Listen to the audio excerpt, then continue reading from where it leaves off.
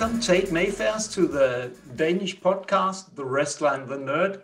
And this interview will also be available at my YouTube channel, The Danish Wrestling Nerd.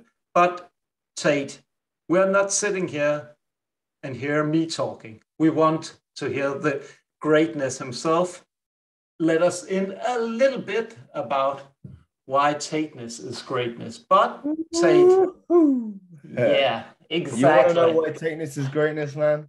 Yeah, I definitely want to know that, Tate. But just a little bit.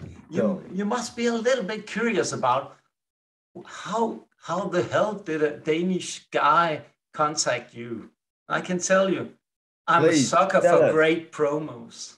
Yeah. And you aced it every fucking time. It's natural, you know what I mean? It's not a promo. A promo implies that it's a promotional piece of material, and what I do is simply be, and me being me is what it is, pure and simple greatness. Yeah. And you know, the world is lucky to be able to witness it. It's an honor for you all, and I'm just glad to be able to provide it. It's great to be Tate Mayfairs.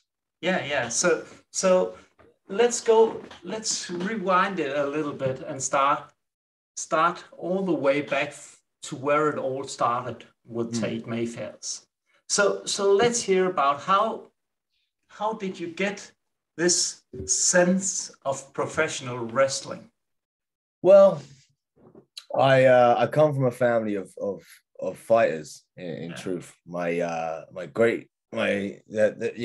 it goes back a long way, but in the most recent times, to put it, that were around me when I was growing up, my great uncles were prize fighters, bare knuckle boxers, muscle for hire for some naughty people, and my grandfather's boxers, my father a martial artist. Yeah. So it's in the blood. Fighting is there. It comes as a natural instinct. I happen to be very good at it, and I happen as a young child to stumble across professional wrestling, and I thought, wow, this really excites me, because not only do we get to fight, but there is so much more expansion of the rules here. The kicks are allowed, punches are allowed, jumping to the rope is allowed, wrestling, grappling, and furthermore, you know, you can say what you want, you can dress how you want, you can wrestle in front of thousands and thousands of people. And that really did excite me. So I started, although, you know, rumbling and scrapping with my family members growing up. Yeah. I started professional wrestling when I was 14 years old. Okay, so let's hear a little bit more about that, because greatness must come from somewhere. Yeah, let's hear a little bit how it all started from about your age of 14. 14. Yeah, so I remember I was looking up. I was thinking I was going to have to go to America to learn how to get into the business of professional wrestling, but when the opportunity presented itself, I found an advert in a wrestling magazine for a wrestling school that was about an hour away. London's a big place, and it was the other side of London. Oh, that was it. I made sure that I got there, and I remember all the other people these are, you know, fully grown men, and it was there was a lot more hazing back then, and there was a lot more you know, tighter, and it wasn't quite as welcoming as it is today, you know, even for a young lad. So I really had to prove myself. And I had to get in there, and I had to, like, there was no holding back. I had to fight against grown men, shoot fighting, shoot wrestling. Yeah. And it was, you know, even more of a becoming of a man, and what shaped me into the man I am today in many ways. And that's the thing. It's like, yes, I have, you know, heaven sent abilities, certain genetics already inside me. I'm already crafted, ready for this, but it's also the pressure of life, the molding of a man that also brings out the greatness within inside us all, and that is the humble beginnings of Tate Mayfairs. one could probably say, Tate, that you're the great package. Absolutely. I'm the full Yeah, pack. You know what yeah, I'm yeah, saying? yeah, yeah. So it's some people like probably you are just genetically manufactured to be a great wrestler, and that's who I'm looking at, if you ask me. You know, some people would say that in professional wrestling, Yeah, like that they had to be 6'5", 7 yeah, foot, 300 pounds. But I disagree. I disagree. When you look at the world of boxing as another yeah, exactly. fighting art Yeah, form, um, Mike Tyson was a small heavyweight. You know, yeah, but Muhammad he Ali kicked. wasn't a massive heavyweight in No, comparison to the others. The the yeah, the, the thing is skill and tenacity, and that is something that I have in abundance. I'm 6 foot, 6'1", 190 yes, pounds to 200 pounds, depending on what I'm going for at that particular time of the year.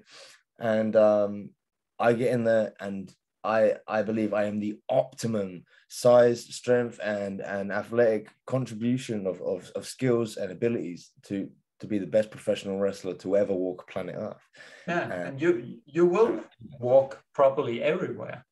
So take just to take it a little bit back again to you're 14 now, and you're continuing to develop yes, as a wrestler. What's the stepping stones from there to where you are today? Just take us through some of the key moments in your career.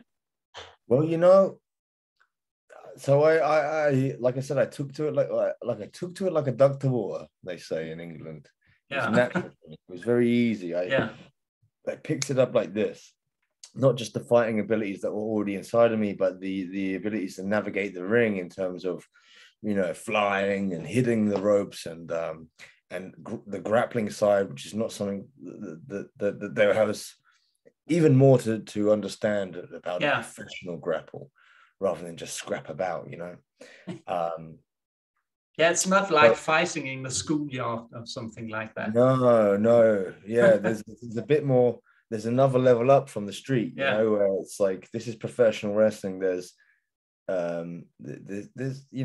there's timing and there's skills and there's techniques involved to compete at this level. exactly. Um, um, so I continued and I took to it like a duck to water. Like I say, I picked up these skills very well, very quickly. I had opportunities early on. I was doing Okay. matches. I think my first match was actually Yeah. 2 weeks into it.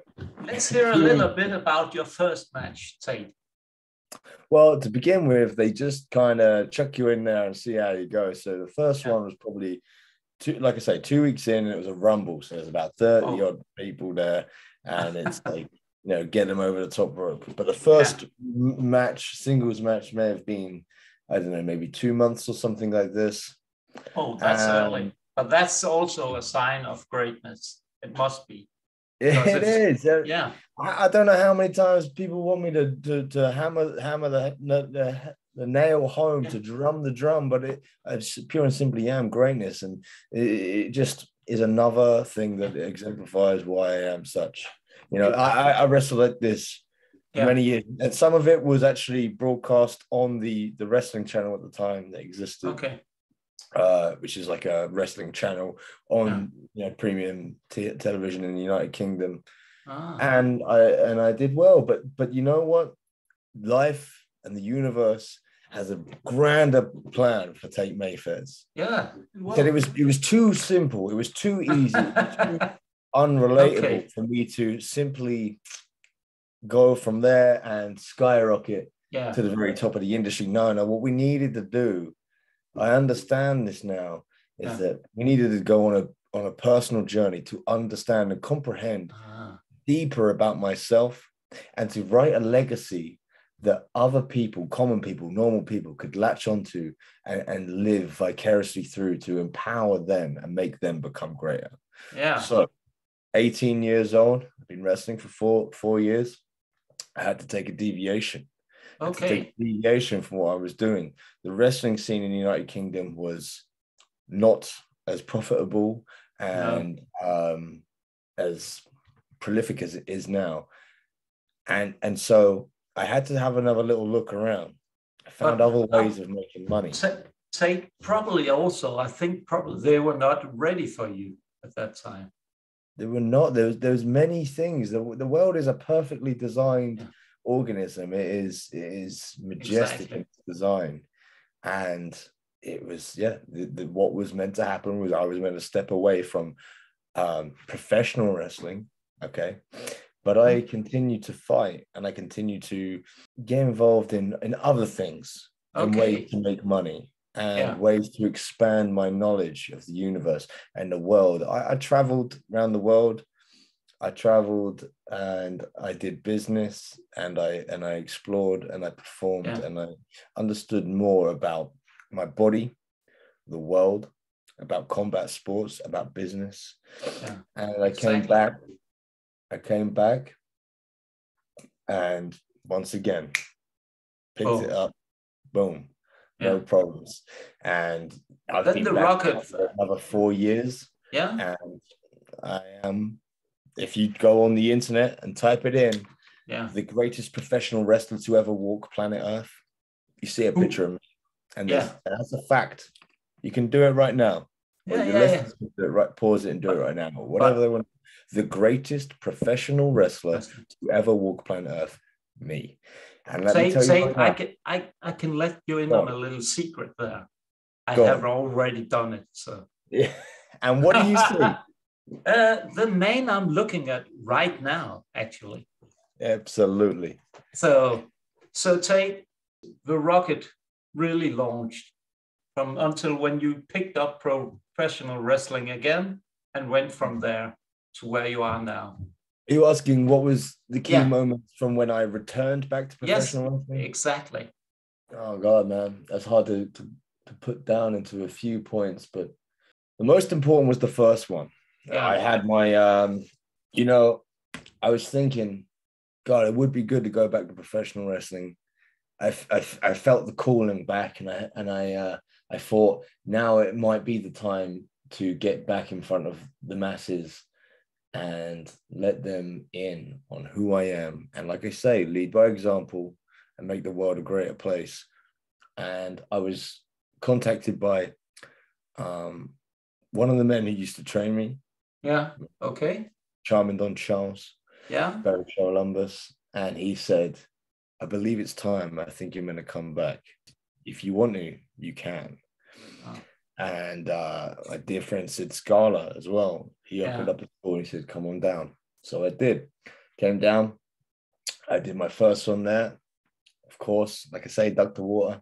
And I remember leaving that session, and on my way back to my place, and just having the cheesiest grin ear to ear. Exactly. And I couldn't let it go. I couldn't let it go. I tried to, but I couldn't. And it hurt. It hurt so much. I was smiling. And I knew at that moment, maybe I need to give this a bit more attention. Maybe we need to come back. Then I also remember being at the Royal Albert Hall. And the WWE did a show with a bunch of UK wrestlers. At the Royal Albert Hall. It's a prestigious venue here in the United Kingdom. It's the place to be, actually, more or less. And I remember they gave me complimentary ringside seats. If you go back and watch, you can see me in the front row. And Triple H came out. Johnny Saint, British wrestling legend, came out. And they said, we are starting a United Kingdom brand, a British brand of the WWE. And we're starting it right now. And I was like, okay, that's my final sign. Here I come. That's my beacon. Yeah, exactly. So that was the initial bits where I was like, okay, and we're back, and many great matches and things in the 4 years since. But if you should pick out 3 matches from when you started back in professional wrestling until now, the 3 most important matches for you, the ones where you have showed most greatness, or 3 typical Tate Mayfair matches. Of course, all wins I would not say that, but Well, I'd say every match is fantastic that I'm in. You know what I mean? yeah, And I've wrestled some of the top stars, some of the biggest stars in the business.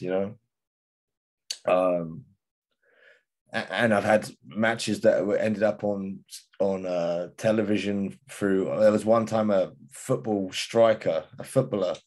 yeah. James Norwood, tried to get involved in one of my matches, and I gave him a smack, and it ended up on Soccer AM, Sky Okay. Sport News.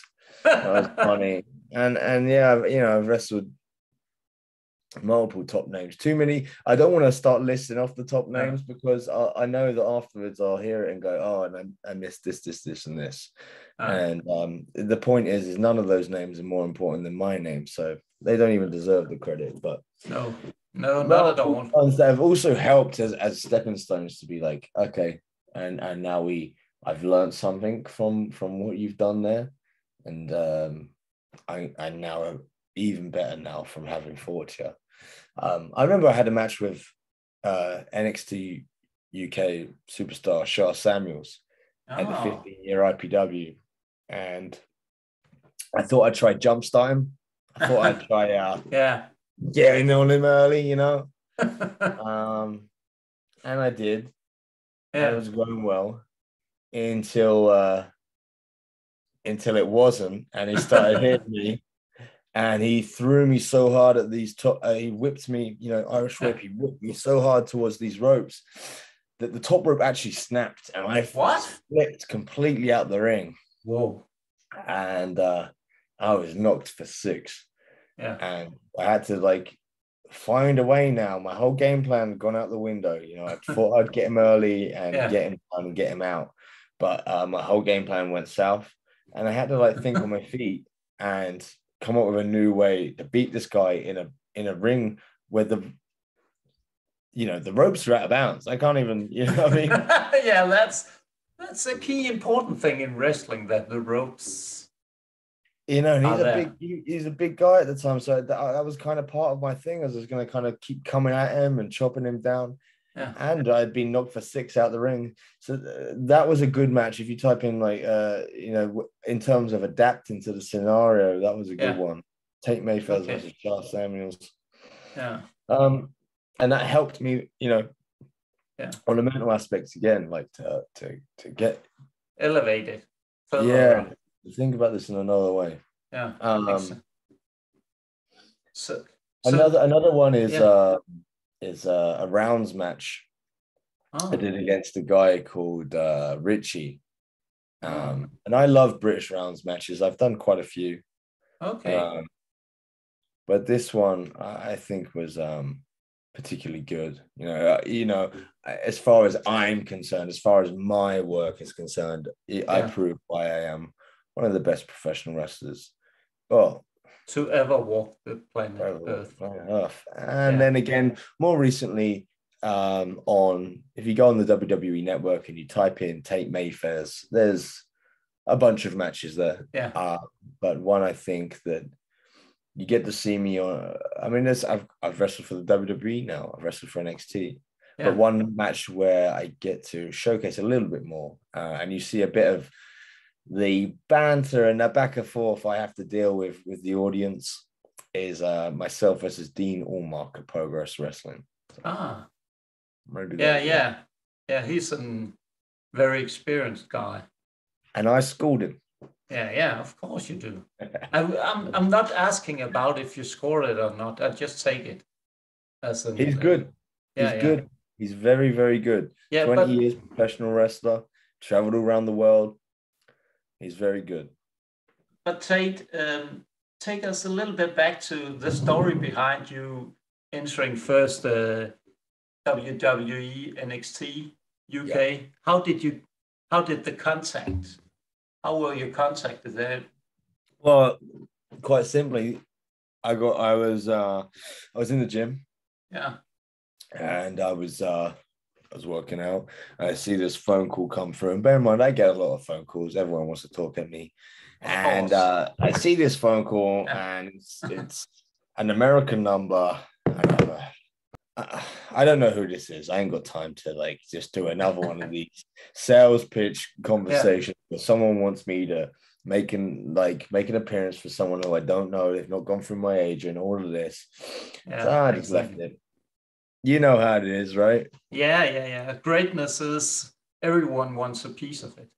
You got to clear it with my agent first. So anyway, I left it, and then the next thing, I looked down and I got a text message, and it said, "Hello, Mr. Mayfairs. This is such and such. I won't give away the name from the WWE, and we would like to get in touch with you. Can you please give me a call back?" Yes. And I said, "Sure." So I gave him a call back, and they said, "Listen, we've been watching your stuff. We know all about you. We've gone online. We've typed in the greatest professional wrestler to ever walk planet Earth, and clearly it's you. And we can't believe that we have never worked with yourself. And it would be an honor and a privilege to have you on our television show and improve our product here at the WWE." And I said, "Get the numbers right. Give me the right kind of deal, and I will make an appearance for you, no doubt." Okay. But from there on, it's just a stepping stone. When are we going to see Tate Mayfairs? Maybe on the grandest stage of them all. Because that's probably, now I'm throwing up a little ball tape, but next year, WrestleMania, Hollywood, it fits you perfectly. It does. You're right. Yeah. You're right. Yeah. We shall see. I'm a big believer in setting some goals and then also letting it breathe and letting it transpire over time. And develop and taste a little bit on it. And yes. So here's what I will say. Hollywood, it's a bit busy. You know, if it makes sense, then I will do it. I'll be there, of course. Yeah. But it may be a little soon. I feel like the NXT UK brand and the professional wrestling on the independent scene in the United Kingdom, I feel like there's a lot more I can do here. Yeah. At this moment in time. So I believe I have some more to do here. I think I will do some more here. Yeah. And I'll be a part of that. I will end up in America. I will end up at WrestleMania. And I tweeted out earlier today, you can go check it out. I said, in 5 years' time, I will be the world champion. Yeah, of course. That is the timeline I'll give you. So wherever WrestleMania is in 5 years, I will be the headline of that one. Maybe we can bring it to the United Kingdom. Yeah. But say it also, if you see someone has to take over an AEW from MJF. Right. I see some similarities with you and him. Well, he's not that great. This is different. To me, it's very different. First of all, I know the guy. He when he came over to the United Kingdom, he asked, he begged and pleaded to come in my car and be and spend time with me, and I allowed it. So he wanted to hang out with me for a bit, so he did. He stayed over the night. I made sure he got to another show. Okay, we hung out for a little bit. It was fine. The difference, though, there are some similarities, maybe. The difference, though, is this kid he was born rich. Okay. Yeah. I was not born rich. No, okay. You were made rich by hard work. By hard work. I'm a natural born killer. Yeah. I got fight instincts in my blood. He's a crafty little rich boy, POS. Okay. Yeah. And the other thing is he like, okay, the crowd, they have some sort of issue with me. That it seems like everywhere I go, even when I'm up against some of the last weekend I was against Spike Trevay, who was notoriously a terrible human being, booed around the country. But when I got in the ring with them, they all booed me instead of him. Everywhere I go, everyone boos me and is mean and vilifies me. But I'm not a bad person. I am not a bad person. I am a great human being. I set an example for the world. I am greatness. And sure enough, as time goes by, everyone will understand what it is I've been doing, what it is I've been saying, what I've been outlaying for the whole world to become a better place.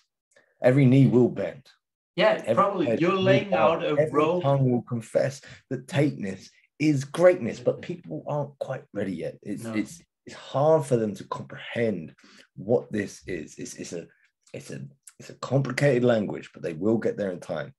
Yeah. On the other side, MJF just is a bad guy. He is not a person. You know what I'm saying? He's not, but he can learn a lot from you. So maybe you should consider taking him under your wings eventually. I'm here to help the world. I'm here to make the world a better place. If he is willing to continue to be polite and show me enough respect. MJF polite? Maybe in another lifetime, Tate, probably. We shall see. But AEW, WWE, New Japan, the British wrestling scene, Mexico, the Rings of Saturn, wherever it is, that offers me the most amount of money, and the most amount of opportunity to spread my message, then I will be there. Money makes the world go around. It does. Exactly. Exactly. Style and profile. But Tate, it's such a pleasure talking to you, and I feel like I understand a little bit about the greatness. Yeah. Probably I'll see you like a prophet preaching the right way of professional wrestling, you could say. A prophet of professional wrestling. That's it. Yeah. Listen, and just like I said about my journey, it's written in the stars. It is greater. It's grand design. It's a perfect design. Yeah. I am the prodigal son. Yeah. I am a prophet to the planet. Yes. These people, they come along once in a millennia. Yeah. Once in a millennia. Look through the annals of history of time. And there is one man in every generation who comes and preaches the way. I am that man. I happen to be born in the gritty parts of West London. I happen to be self-made. I happen to be a fighter born into a family of fighters with genetics this way. Path has been carved out before me, before the beginning of time, that I would come here to this planet at this time to live this life and to show you all the way. Exactly. And you may not get it yet. You may not get it yet, but you will. The world will eventually understand. But say, until greatness, the full, potential of greatness is achieved to the wrestling world, you must have some stepping stones. You must have some wrestlers that you want to teach a little bit more greatness. Which, if you could choose any wrestler in the wrestling world right now, who would you like to face? Well, I think as I look across the horizon, across time, there's a couple of names. Okay. There's Walter, who has become Gunther over at the WWE. So I got to be around him a lot. I mean, backstage at the Progress Wrestling shows. And also at the WWE a couple of years ago, I was in training in the Performance Center, and me and him had an altercation, and it's on camera. It's on the WWE network. Yeah. He got up in my face, and it was kind of rude. And everyone thinks he's a big bad dude, and he is. Yeah. But he's not Tate Mayfairs.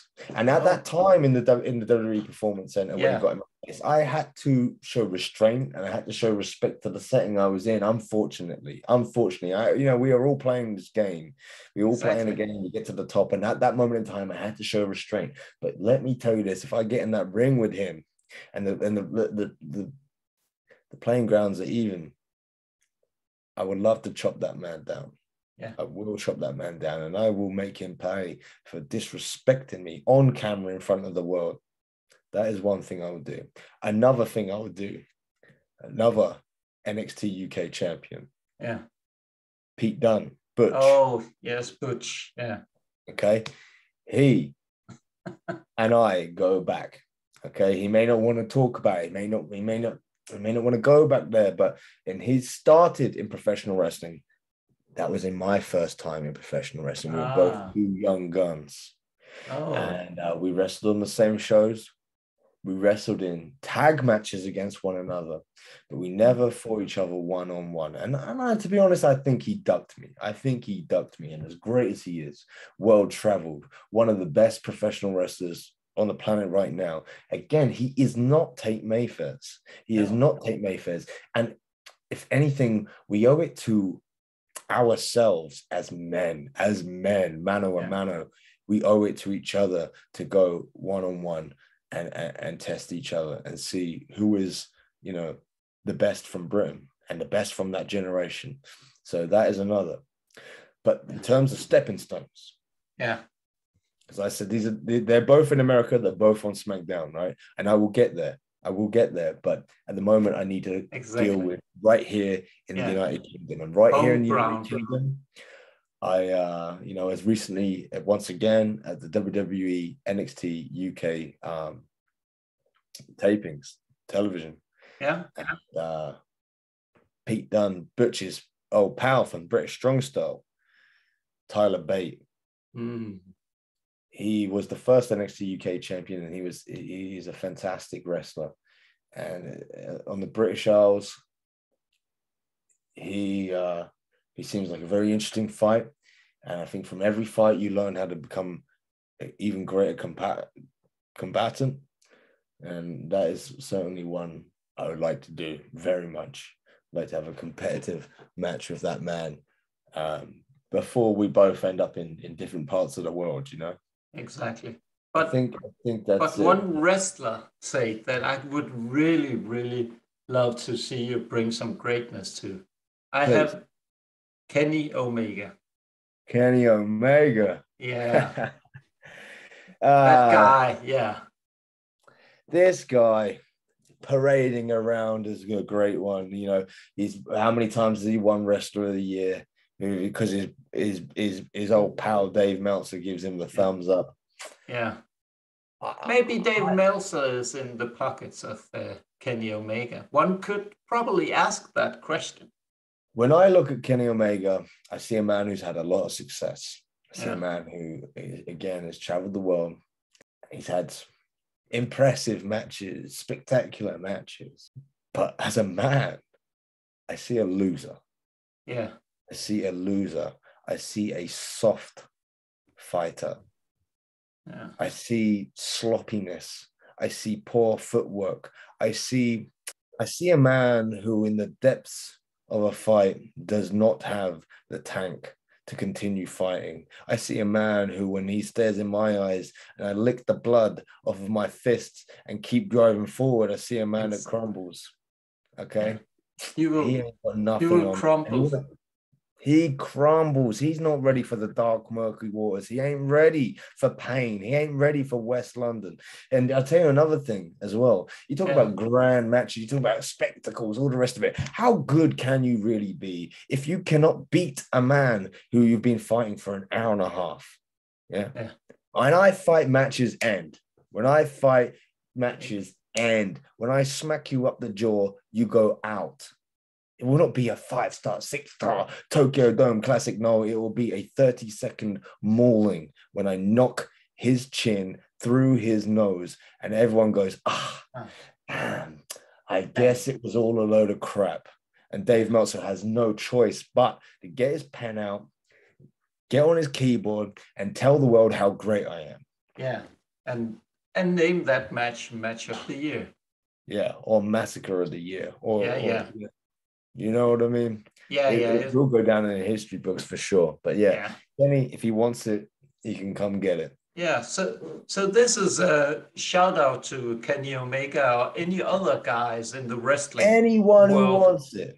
Yeah, anyone who wants to learn how great Tate Mayfair is, just pick up the phone and call his agent. And probably one should say, Tate, get in line, because the line is very, very long. The line is growing. Be patient, folks. Yeah. So Tate, it's been a pleasure talking to you. And I feel like, well, we must do this again, because I think I'm not finished with the Tate Mayfair. I just think in this interview, I got a little glimpse of who you are. Just a little, you gave away a little bit of you, but it's a pleasure. I feel this great chemistry between us. I understand the greatness, or at least some of it, but in time, I think when I'm ready to take the next step. That's it. Yeah. That's it. It takes time. You cannot digest it all in one in one piece, you know, in one sitting. But you will. And there is more of the story to write. And I look forward to writing it and sharing it all with you. Yeah, perfect. Thank you so much, Tate Mayfair, for this interview. It's been the pleasure was all mine. Absolutely. Yeah. You're welcome. It's been fun to be here. And of course, we will catch up down the road, because I have many great things to do and show the world. So we shall be here again, and we shall see what has developed. Tateness is greatness.